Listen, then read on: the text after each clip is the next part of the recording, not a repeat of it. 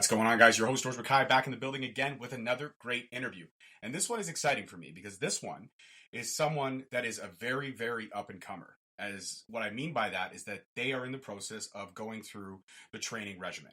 We're going to get into a lot of great stuff about that today, but I'm excited to have her to the show. I'm always excited to interview any female talent because I always think with the women's evolution and all the stuff that's going on nowadays, I think it's exciting to be interviewing anyone that has the guts to step in this ring, but above all else, the ladies, because it's still, even with the evolution, it's a lot more work that these girls got to put in. So without further ado, welcome to Straight Talk Wrestling, wrestler in training, Bella Bronx. How are you? Hi, everyone.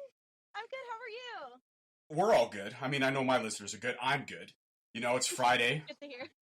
We're here on Skype, and we're talking about, the one thing that you and I both love with all our hearts, which is wrestling.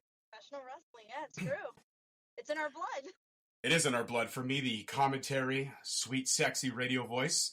And for you, the grunting and the throwing and the beatings and the bruises and everything that goes on inside that ring. Right? It's true. And then you come home with the bruise and you're like, look, I got my first wrestling bruise. Yeah. You wear that like a badge of honor. You post that on Instagram and Snapchat, and you're like, what You wear it up? with pride, and you show everyone. That's right. So one of the questions I always ask, all my listeners know it, and if you yourself have ever listened to an episode, then you know it, is what I like to call the defining moment question. It's how I start all my interviews. Everyone has that defining moment where they fell in love with wrestling. Do you remember yours? I do, and I was actually, I must have been maybe about 5 or 6, to be honest, and it was at the time where I would watch it with my grandfather, because I used to stay with my grandparents during the day when my mom and dad were at work, and my grandfather would sit and watch it for hours, and I would be outside playing, and sometimes I'd see him from the window, and I'd wonder what he's doing. So the one day, I know I went into and I just sat down and watched it, and at the time, I remember it was Bret the Hitman Hart that was on TV. And I just fell in love in that moment. I was like, so this is what he's been doing this whole time. And ever since that day, I used to sit and watch it with him from 6 years old and on, and it's just stayed with me. That's a great defining moment, because Bret the Hitman Hart, I mean, that's Canadian history right there.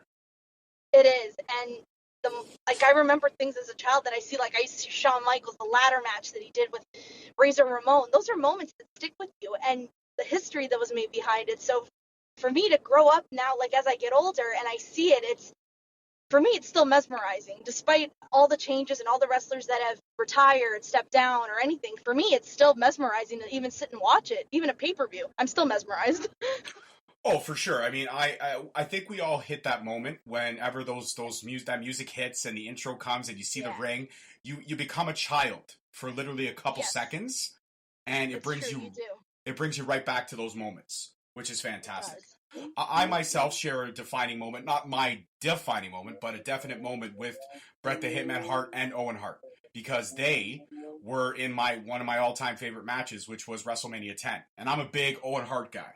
Yeah. I love and respect Bret Hart, but if you ask me who's my favorite Hart, it's Owen. It's Owen. It is Owen.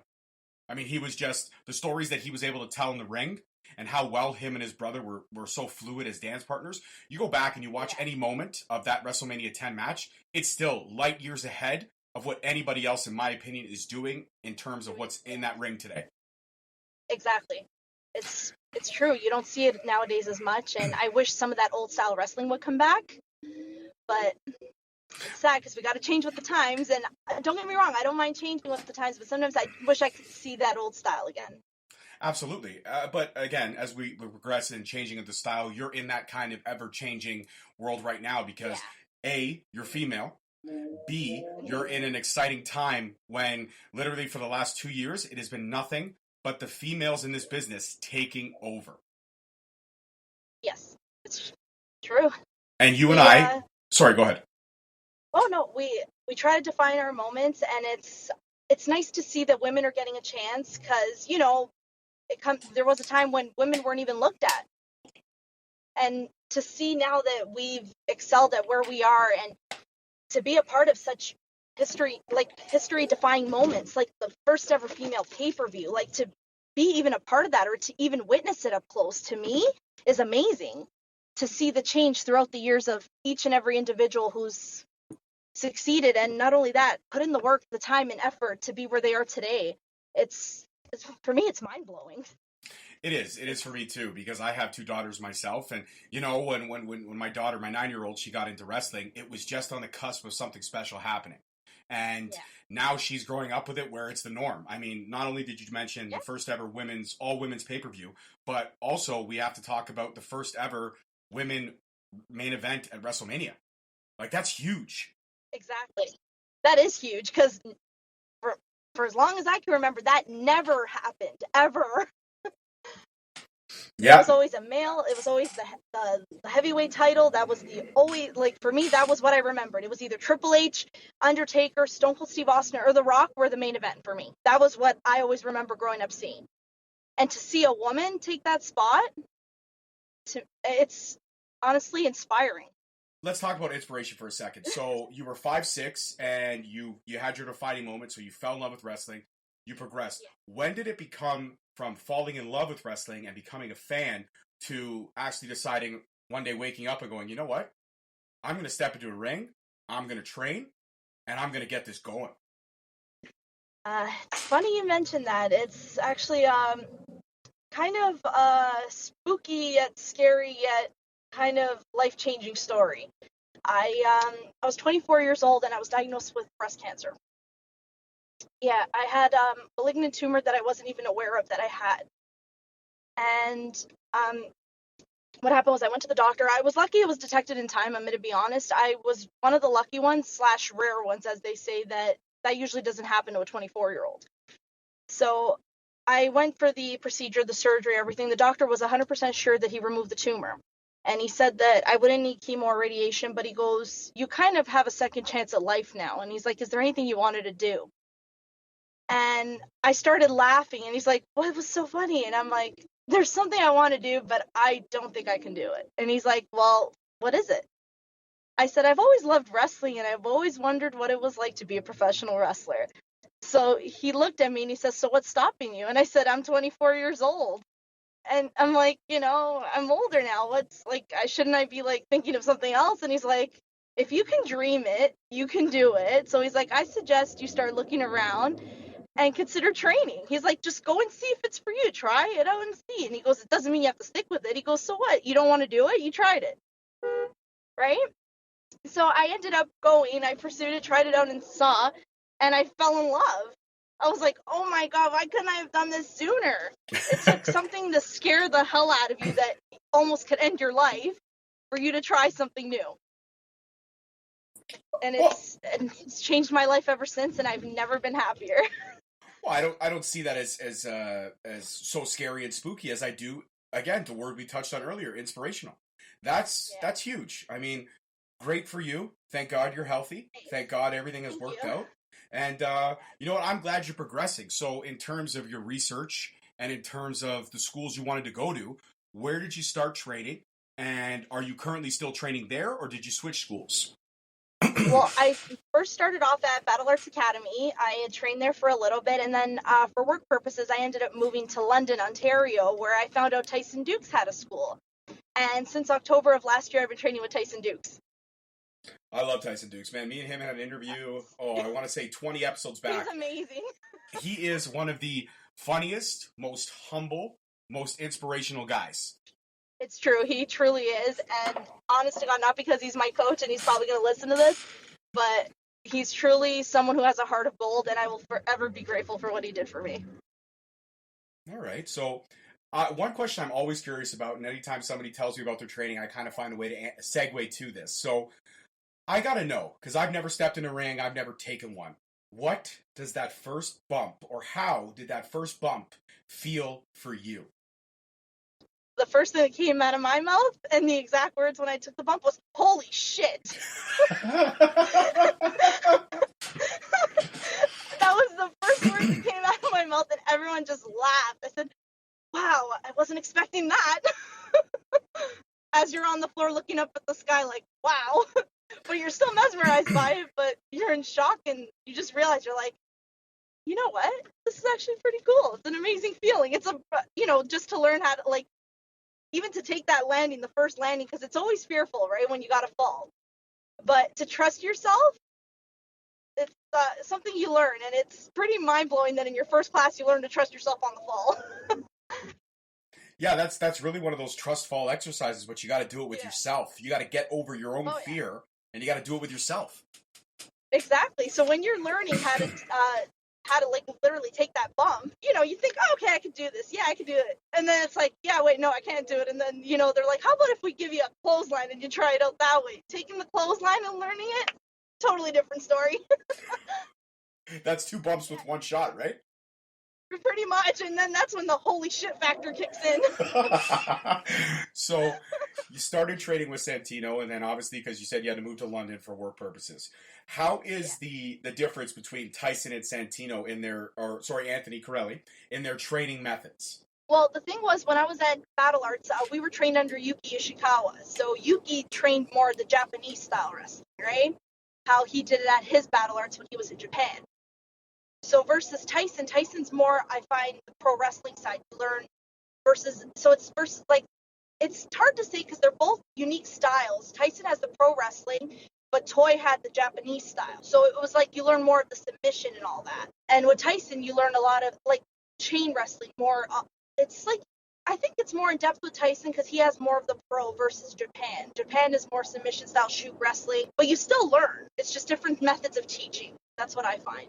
So in kind of learning both styles now that you have, what is your go-to? Like when you're sparring in the ring with your in-ring partner, what do you tend to go with? Do you tend to go more pro wrestling, or do you tend to incorporate some of that Japanese style? I'll be honest, I do both. I go pro, and then I do a bit of Japanese, like when you're doing like an alligator roll. Like sometimes I'll just, out of the blue, I'll switch it, and I'll just realize that I'm doing a Toy move, and I'm like, oh my god, I still remember these. Well, I like that. I like the fact that you learned a little bit of both and you incorporate.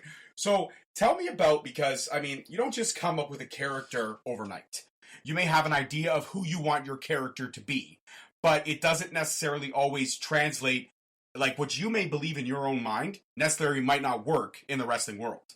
So in terms of Bella, where does she come from? And if you say the name Bella came from anything to do with that stupid vampire movie, we're going to end the episode now. No, don't worry. I wasn't really a big Twilight fan. I'm going to be honest. I think I got into it way after it was over. I sat down and watched it. I have a wife. I love her to death. We've been married for 16 years, but I've had to suffer through many of those movies. Yeah, I know the feeling. I have an older sister. She loves them, and I had to sit and watch it with her one day. I'm like, oh, okay, yeah, it's okay. I like the last one because there's that big fight scene, but then you find out it's all the Vision. It's like, well, that was 2 hours wasted. What the hell's going on here? Right? What a freaking ripoff!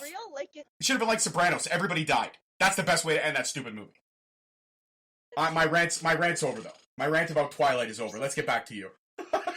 So where did that was good. where did the evolution of Bella come from? The evolution of Bella, that's even a funnier story how that happened, because I went through a few names before we finally came up with Bella. Oh, now hold on, pump the brakes. You got to tell me every name you went through. You have to. Okay, so before I was going to debut in a match, the names you were coming up with, we had to come up with ideas, names, so who you wanted to be in the ring.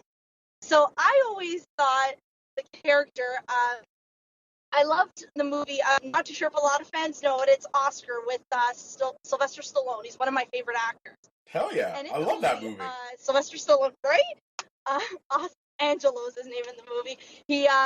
He's a mobster, but he has a heart. And I've always liked that he was a gangster, but, you see his heart. You don't see the cold side. So I've always liked that, but I've always liked the Untouchables as well. Sean Connery, a few of them, right? Like a few of the guys that were in there. So I've always liked both. And I said, okay, so you know what? How do I incorporate the heart, but the angry part to it? And I sat and I thought, so I said, okay, so you know what? The gimmick's going to be the Mafia Princess. And I came up with Taya Martino. That was the original name. So then I went up to Anthony. I'm like, okay, I figured out a name. This is what I want to do. And he just looks at me and he goes, okay, we got to work on that. I said, why? He's like, well, Impact has Taya Valkyrie. And he's like, we can't have 2 Tayas. And I'm like, okay. So he's like, go home, think of another one. He goes, come back. He goes, I know you could do it. So then I went home and I thought of something. I said, okay, what about Tony Martino? Like a tomboy, kind of like, an Italian version of like, I thought of maybe Antonietta. They short form it to Tony. So I thought it'd be like more Canadian, but kind of cool, right? I go back, and Anthony's like, okay. He's like, nope. He goes, we're going to change this. He goes, you know what? He goes, you should be Bella Bronx. And I'm like, Bella Bronx? And he's like, yeah. He goes, I think that name would be good for you. He goes, the Mafia Princess Bella Bronx. And it just stuck with me. First I was like, okay, I'll try it out and see. I don't know. It just didn't ring. Like, I didn't think, I could do this one with this name. But it ended up working out. A lot of the fans approached me and they're like, oh my God, your name is so cool. How did you come up with that? And I was like, well, I can't take credit. Anthony, that's all Anthony. I would have taken credit. That's how Bella Bronx started. I would have taken credit. Would have been like, yeah, so like I like the movie Oscar, I like the movie Untouchables, and I just because they're both set in New York, but I like the one borough of Bronx. I like the Bronx, so I just figured I'm beautiful, Bella, obviously Italian, hello, and Bronx. That's what I would have said. And Anthony would have walked by and been like, really, yeah. All right, really? Cool. So when everybody leaves, you're gonna do 20 more suicides. Yeah, screw you. I'm the coach. I have to save myself from suicide. Okay, there you go. So in training, because I walk me through a typical day in the factory from start to finish. Okay, so what happens is we get into the factory. So usually class starts at 6 on Mondays, Wednesdays, and Thursdays. So we get there to practice, you gear up, you get ready. So we start with basically like a few like little things that Tyson has us do where we do some rolls, we do some back rolls, we do some side rolls, everything. So he has us do a few things. Then you do a bit of like arm drags. He'll throw in something and he'll tell you, okay, so now I want you to chain with this person for 5 minutes. He goes, and I want you to think of every move you're doing and why you're doing it. And he'll give you an idea. So then he'll have you do that. We're doing that for a little bit. And then throughout the practice, what he has us do is the deck. So we call it the deck, which is, so you either do like push-ups, you do burpees, or you can do jumping jacks. So every time a deck of cards comes out, so there's 52 cards. So the spades could be burpees, for example. So the hearts can be push-ups. The diamonds could be another, like a jumping jack. Or the joker could be we call that the wild. So that'll be something that he'll throw in automatically that you have to do 100 of. So basically you're getting your cardio going as well. So once the cards are done, we do a bunch of so you do the 52 cards, you go through the whole deck. He gives you that nice warm-up so you get the cardio going. And then once that happens, he gets you back in the ring. So he has you do a few more drills. Once that's done, he pairs you up with someone. He's like, okay, so I want a 5 to 10 minute match with this person, and he'll let you do it. So he wants to see the story you're telling, what moves you're incorporating, everything. And he tells you right after the match, this is what you need to improve on. This is what was great about it. And he critiques it at the end and gives you pointers on what can change and what could be better, which is what I love because in each and every class, you're growing. So it's not that you're in the same position, you're growing. Interesting. That sounds like it sounds like a lot of work, and I am so out of shape, so I don't know if I can hang with you guys, but kudos to you guys for doing that. You can do it, trust me. And then, like, he has DDP yoga come. Sarah does it every 2 weeks, I believe. She comes on Wednesdays, and she comes and does a half an hour with us. So instead of doing the deck of cards that day, we'll be doing DDP yoga. And let me tell you, the amount of moves you do in that 30 minutes helps you out so much in the ring with your flexibility.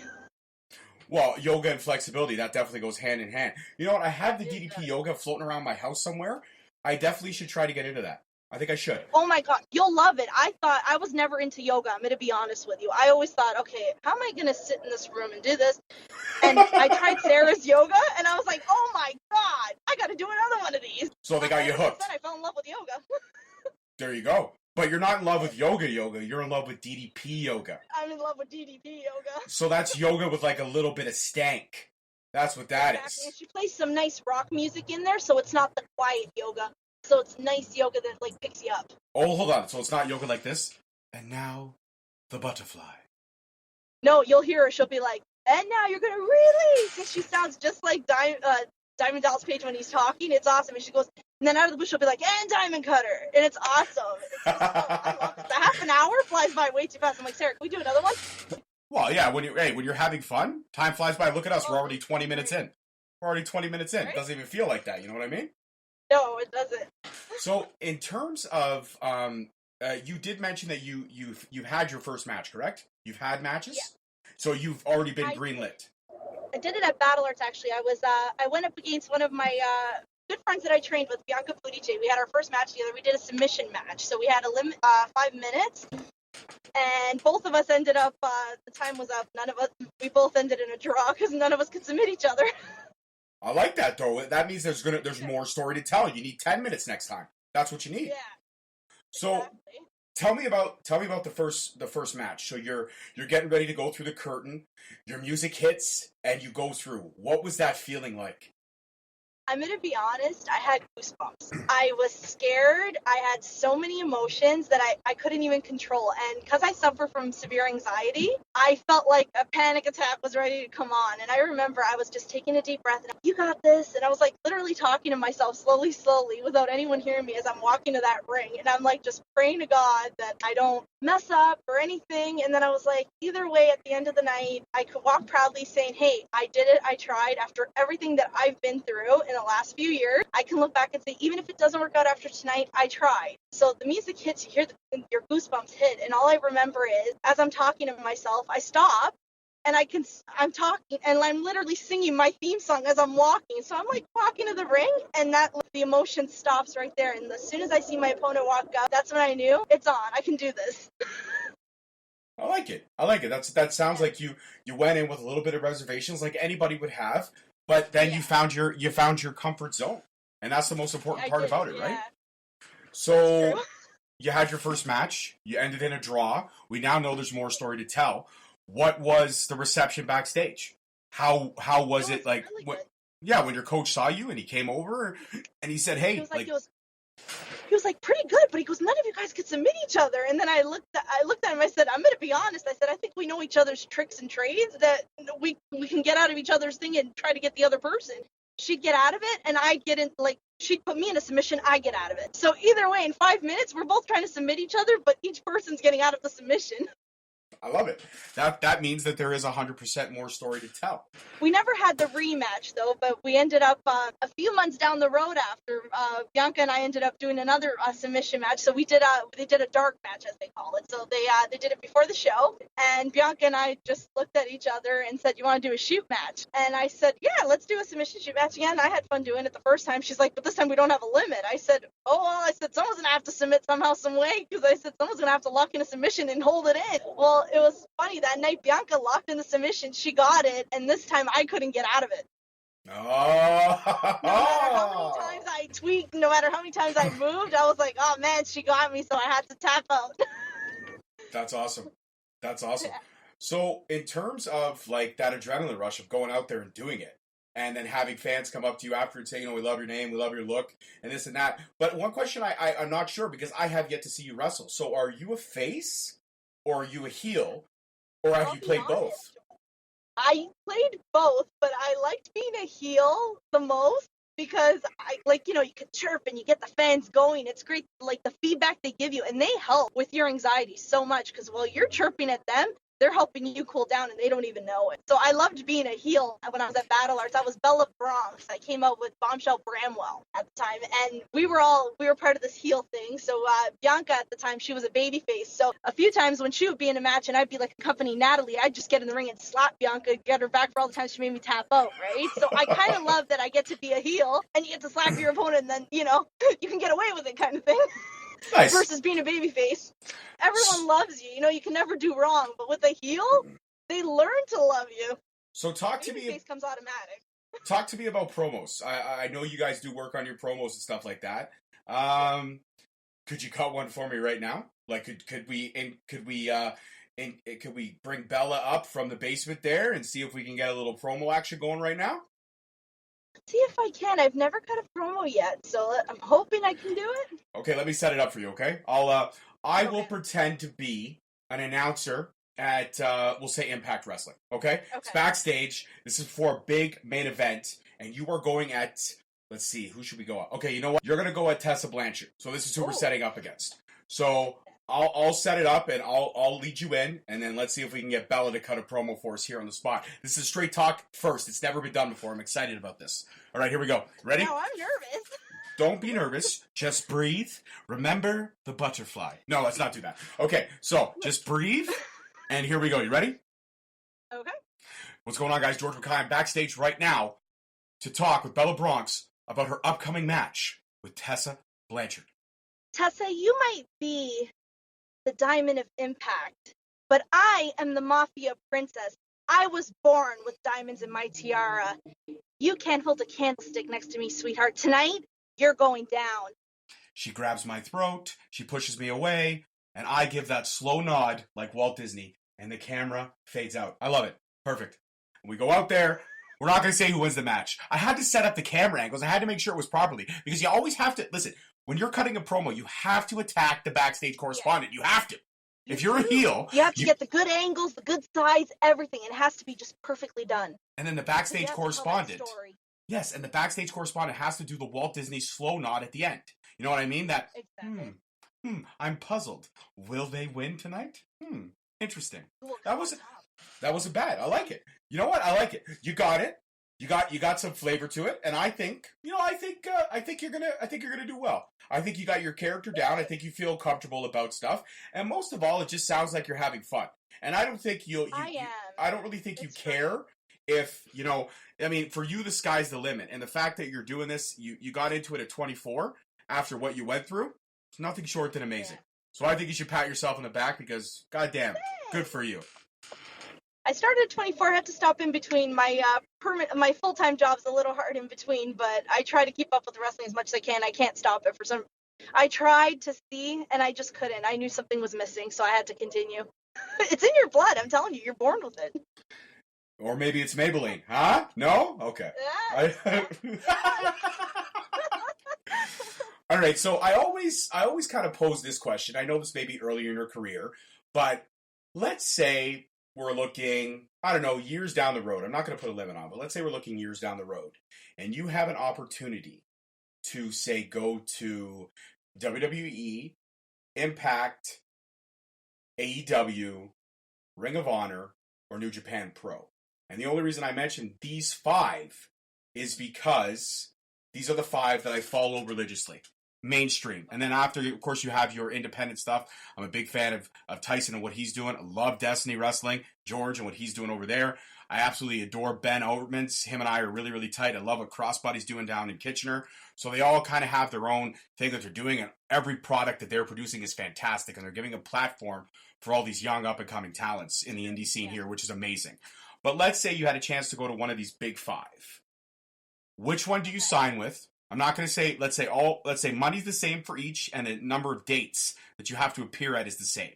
So that's all the same. Who do you sign with? And who is the first person you decide you want to go at for your first, I don't know, rivalry or first storyline? Who's the first person you want to go out, and which company do you sign with? Okay, so that's a trick question because... I know it is. I designed that question myself. It's beautiful. Yeah. It's so hard because there's 2 companies I would go to. Would I be able to use the 2 as an example?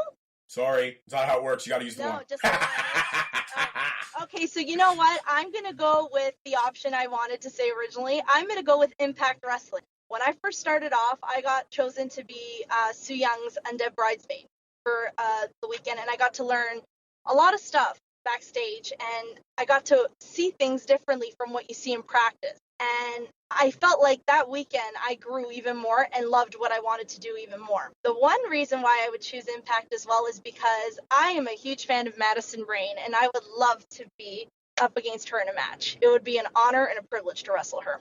I like the answer. Impact Wrestling, Madison Rayne. And you know what? I don't even want to know the other answer because I think it might spoil this one. So we won't even ask it. And I know some of the fans might now be clamoring, be like, come on, George, ask her. And I feel like I want to ask you, but I also feel like I don't want to give my fans that privilege. So we're not going to know the second answer. The second answer is going to stay a secret.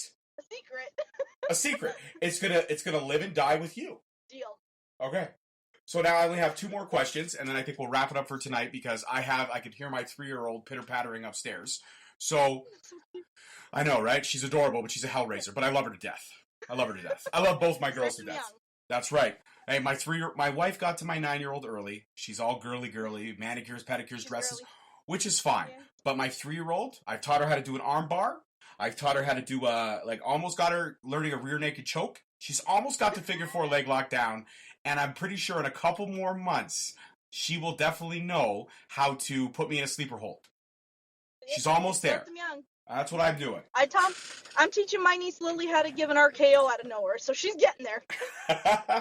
I got to work on the RKO. Thank you for that. Yeah. Okay, so in terms of, I guess, you mentioned Bret Hart, you mentioned Shawn Michaels, But let's talk about your own personal influences, wrestlers that you yourself look up to and try to not so much model yourself after, but you kind of carry those wrestlers with you and maybe you go back and watch their matches for a little bit of inspiration.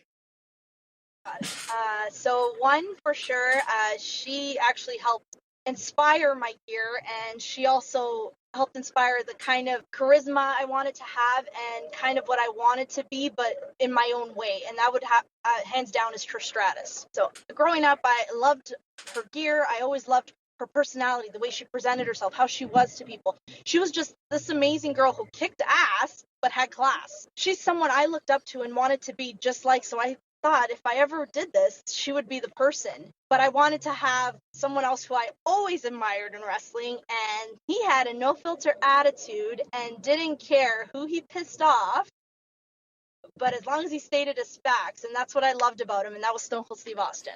Hands down, I'm sorry, he was my favorite, and I admired him for everything he did. He wasn't afraid to step up to his boss and tell him where to go, so he gave him a fuck you if he needed it. 100%. He was the only employee that could literally put a gun to the boss's head, make him piss himself, and still have a job the next day. Exactly. And he's the only person I remember that went to the hospital and actually hit Mr. McMahon with a bedpan. I forgot about. Oh yeah, that's when Socko came out. Bingo with Booker T. Don't forget when he had that rivalry with Booker T. Remember that they went to the bingo hall, and I remember. And then they went to the grocery store. Yes, and then they went. Oh yes. All right, I love it. I was always a big Stone Cold fan, so for me, I wanted to have a bit of Trish Stratus, but Stone Cold Steve Austin in between. That would be one sexy looking baby right there. I'm picturing that action. Wowza. Classy, sweet, but a bit of Stone Cold Steve Austin giving an F you and drinking a beer everywhere she goes. Minus the bald head and the goatee. Right? Yeah. Actually, maybe I should wear a baseball cap and not, he always wore denim jeans, so maybe I can get some denim gear just to spice it up a bit. Yeah, and you'll have to walk around in like big ass construction worker boots for sure. Exactly. So, my final question, and this is a question I think is going to strike a chord with you personally, because we talked a lot about inspiration and overcoming adversity, and no matter what your age is, giving it a try. And let me tell you honestly, I'm 36, and if you started this at 24, God bless you. Because even if I were to think about, I started a podcast when I was 34, and my goal in life is always to try to remain a commentator. Is my dream unattainable? I don't know. We'll see what happens. But right now, I'm just having fun talking about the one thing I love in the world, which is wrestling.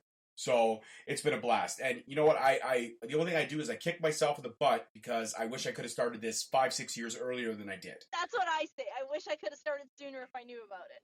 Exactly. But here we are now, and we're at this point. But inspiration.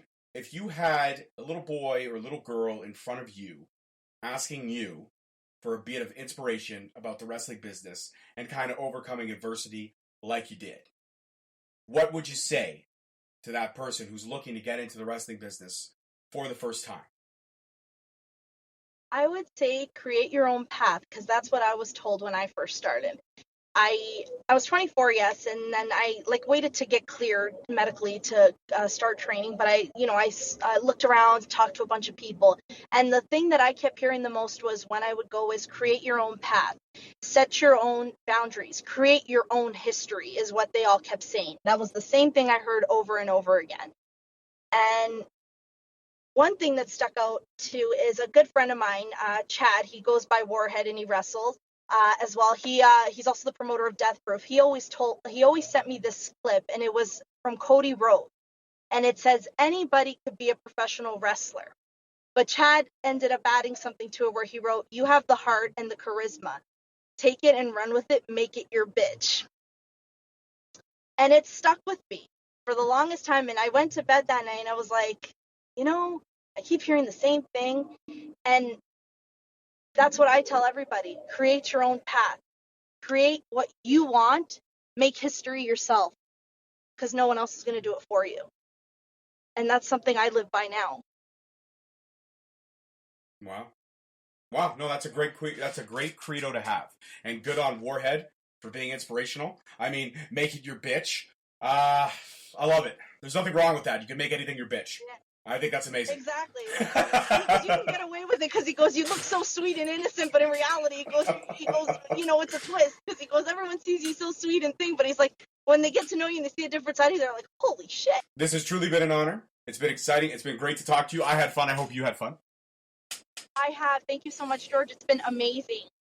No problem. And don't forget, next time I see you at a Destiny show, we'll snap a few pictures. We'll get ready for when the episode drops. And I want to say your star is shining bright.